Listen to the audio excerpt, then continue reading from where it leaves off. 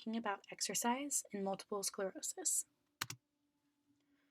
Multiple sclerosis, or MS, is an autoimmune disease. This means that the body's immune system will attack its own healthy cells. Specifically, in the case of MS, activated T cells cross the blood-brain barrier. This demyelinates nerves in the central nervous system. The presence of MS is typically confirmed with an MRI, as an MRI is better able to detect the lesions associated with MS than CT or other imaging procedures. These MS lesions, or plaques, are areas in the central nervous system that have been attacked by the body's immune system. They will display damage or scarring. There are 4 types of MS: relapsing remitting, primary progressive, secondary progressive, and progressive relapsing. Here you can see a great graph showing the 4 different types of MS and how they will change over a period of time. In relapsing remitting MS, or the blue line in this picture, you can see that there are temporary periods of time where a person will have flare-ups and be symptomatic. There will also be other periods known as remission, in which the symptoms may lessen or even disappear. Relapsing remitting MS is the most common type of multiple sclerosis. It's important to note that MS can continue to progress and damage nerves, regardless of whether the patient is actively experiencing a flare-up or a period of remission. Next, we have secondary progressive multiple sclerosis.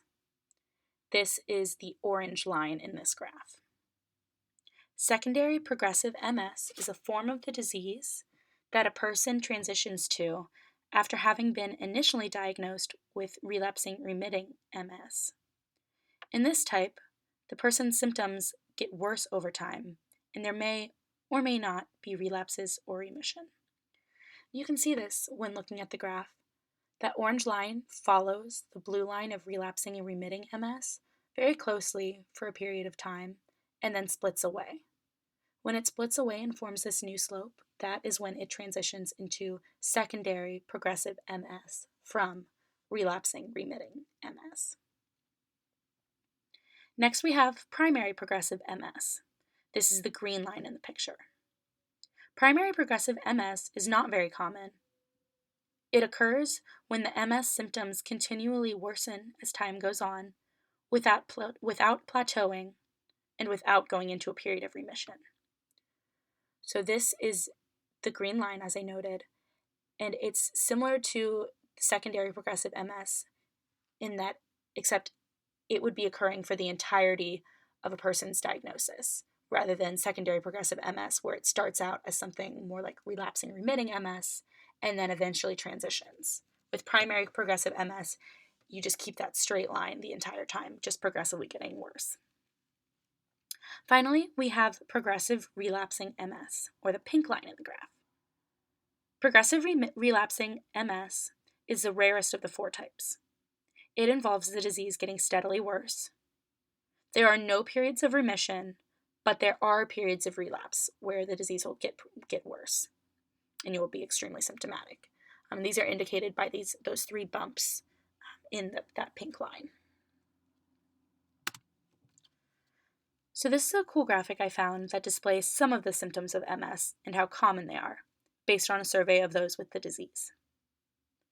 Some of the symptoms typically associated with the disease are muscle weakness and fatigue, numbness, and difficulty walking, though that list is clearly not exhaustive. A lot of the problems associated with MS are due to issues in the nervous system from that demyelination.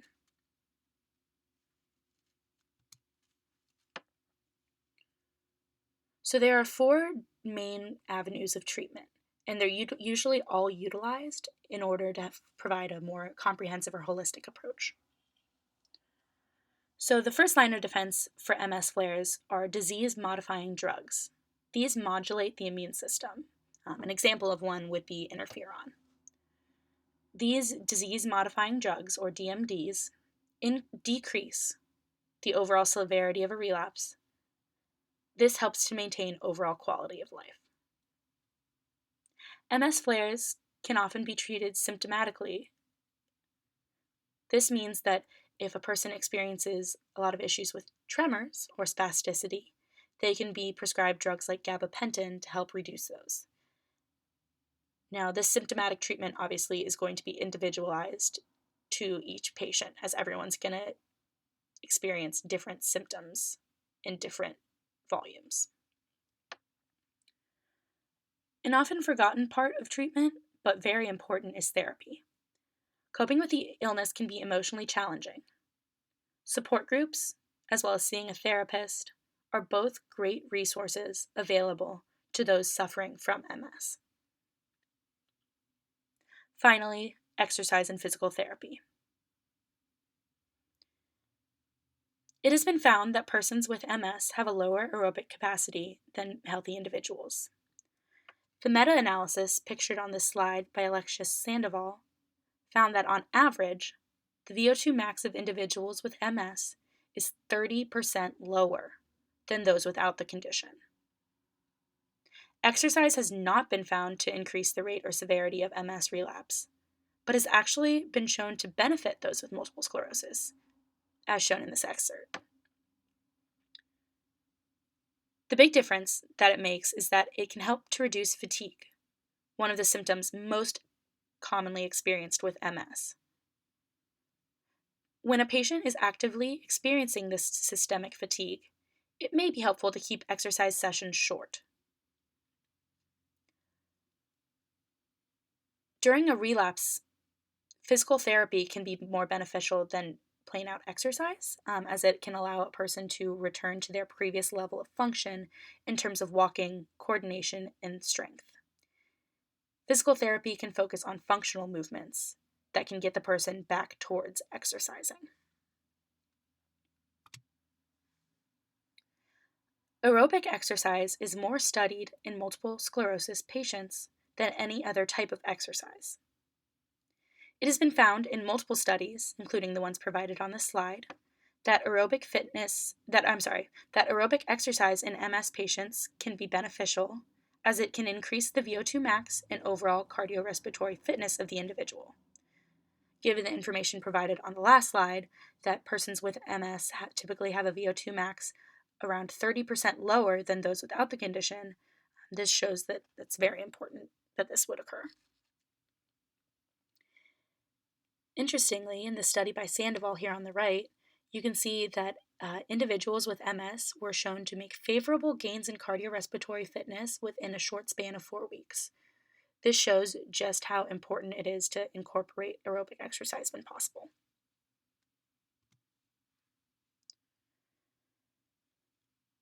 Now we're moving on to the benefits of anaerobic training. There's definitely less studies performed on anaerobic training and flexibility. However, the general consensus is that anaerobic training is beneficial to those with MS when they're in periods of time, when they're in remission and are capable of training, especially with like weights or things like that. So in this excerpt from a meta-analysis done by Doring et al. Here on the left-hand side, we see that MS patients performed PRE, or progressive resistance exercise, for 8 weeks. After that time, it was found that there was significant improvements in the participants' arm strength and leg endurance, in addition to helping patients improve their balance, lessen their fatigue, and lessen their depression levels. Anaerobic exercise was also found to reduce fatigue in the study performed by White and Dressendorfer here on the right. This reduction in fatigue can be really important, as it can help persons with MS feel as if they're able to live a more normal life. Next, we're going to move on to the benefits of stretching for those with MS. So, even though there were limited studies on anaerobic training in patients with MS, the studies on stretching are even less. So, the general consensus seems to be that it is helpful as it can help to reduce spasticity in persons with MS. And this reduction of spasticity in the early stages of the disease can be really crucial in preventing serious difficulties in walking and coordination later as the disease progresses. So it's kind of a protective thing. Here, if you look at the study provided here at the bottom, you can see that people with multiple sclerosis frequently have limitation in joint motion because of this spasticity or prolonged inactivity during flare-ups. So goals of flexibility exercises are to lengthen the muscles, enhance joint range of motion, reduce spasticity, and maintain good posture and balance. Combining all of those types of exercise, we now see the FIT recommendations for those with MS. This was taken from the ACSM's Guidelines for Exercise Testing and Prescription 10th edition. So using the FIT principles, you can see that it's been recommended that those with MS who are not experiencing an active flare-up should try to participate in aerobic exercise 2 to 5 times per week, resistance training 2 days per week, and stretching 5 to 7 days per week, up to 2 times per day. This flexibility should be, again, to try to reduce that spasticity later on. So it's typically recommended to perform static stretching and to hold for about 30 to 60 seconds, stretching to the point of feeling tightness.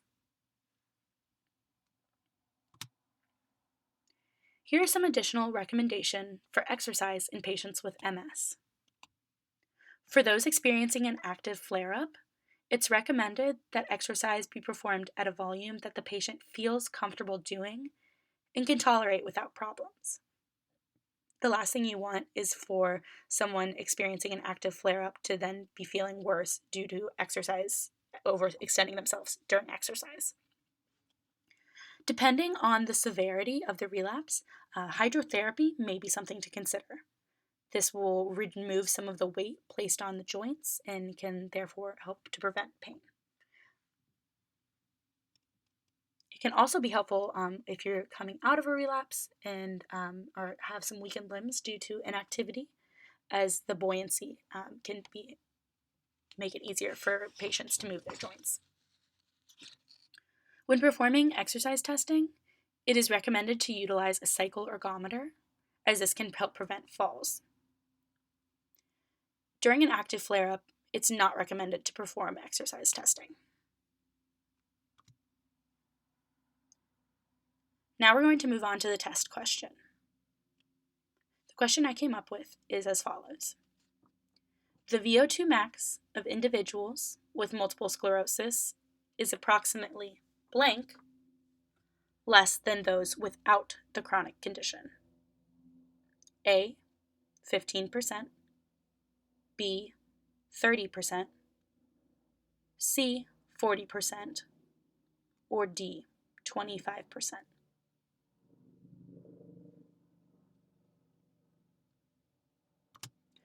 The correct answer is B, 30%. This is based off of Alexius Sandoval's meta-analysis, an excerpt of which is provided below.